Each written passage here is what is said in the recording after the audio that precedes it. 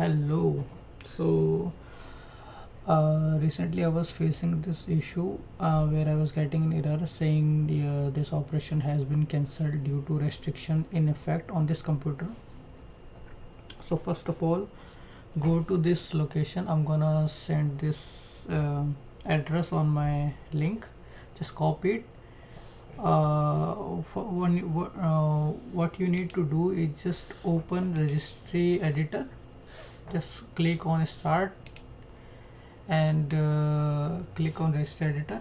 Once you click on registry editor, copy that address which I have pasted on my description. Copy it here, and then you will be on this option saying policies. Once you are in the policies, you will see an option showing disallow run. Just delete it and also click on explorer, and then I think yeah, I just recently deleted it. There will be a folder inside, subfolder inside explorer with disallow run. So just delete that folder. There will be list of options saying auto run, something like that, 1 2 3 4 5. Just delete that. Also delete disallow run, and then your problem will be solved.